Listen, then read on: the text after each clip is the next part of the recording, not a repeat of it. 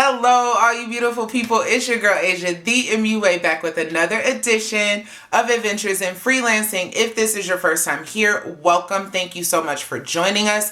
If, however, you are not new here, this is not your first time seeing my face, you already know what time it is. Hey, A-lister, how you doing? So, this is the video that I know at least few of you have been waiting for. I sat down to film today and I decided to turn the camera on when I did my eyebrows. Really, the focus is mostly on one brow is what I do on camera, and then I catch the other one up off camera because I didn't want to mess my brows up filming this video. So hopefully you guys can take some tips and tricks and learn about the products that I like to use and all that good stuff. This one is for you, A-listers. You guys requested this video and I wanted to deliver for you, and I hope I was able to do that. If you have any questions, please leave me a comment down below. If you want to see how I do my brows, just keep watching. So I kind of had already started, but I will show you guys what I started with. It's just this Anastasia Beverly Hills brow gel in the shade Caramel or Caramel, however you want to say it, girl. I really just like to start with this because I love the color of it. It kind of lightens and warms my brow color up a little bit, and I just like how it looks against the wigs that I wear.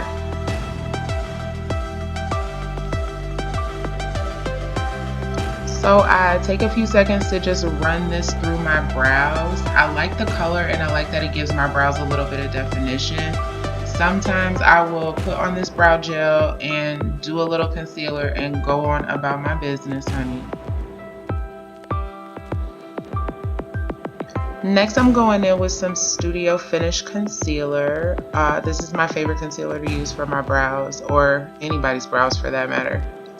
This is in the shade NC40, I believe, and this is just an e.l.f. small angle brush. This is my favorite brush to use when I'm at home on myself, but for some reason I like to use another brush at MAC and another brush on other people. I don't know, but this is my favorite brush. I have broken it and super glued it back together several times. I just carefully take that concealer and shape and sculpt my brow to my liking, as you can see, and then as I get it sculpted how I want it, I blend that concealer down, because the concealer that I use for my eyeshadow primer will blend right into that.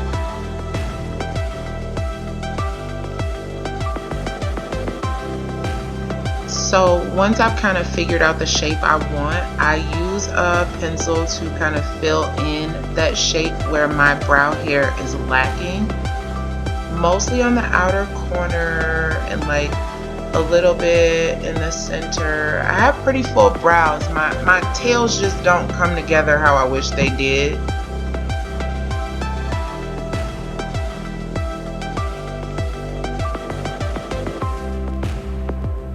So once I get the brows filled in how I want, I go in with my foundation. This is Pro Longwear NC45. I go in with a little bit of my foundation to clean up and sculpt the top of my brow, because one of my makeup pet peeves is a really bright top of the brow area. Like, I like for my concealer under the brow to be brighter, but I just do not like the look of that halo brow. No shade to you if that's your thing, honey, do you, but my personal preference is to use the foundation at the top of the brow. So when I'm doing somebody's makeup, the first thing I do is match their foundation, because brows is the first thing I want to get knocked out. If the brows come out bomb, I know the slay is gonna come out bomb, honey. By the way, Pro Longwear foundation has been discontinued by MAC. That's why I didn't list it in this video.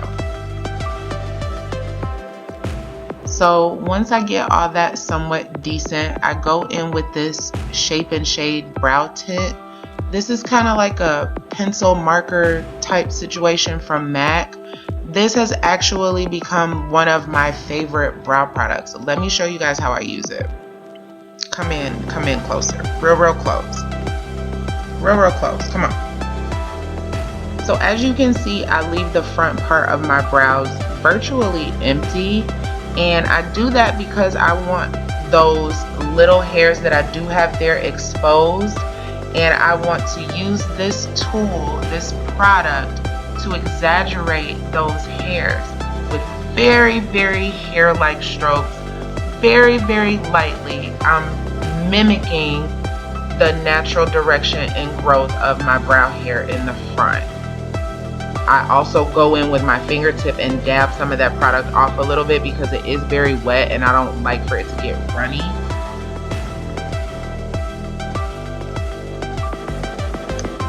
Then I take my little spoolie and kind of brush the product through the brow just to help it look a little bit more natural. So I like my brow to look a little more feathered and a little more hair-like these days. So this is just how I kind of achieve that look. So I'm just gonna leave this here and let y'all get into it.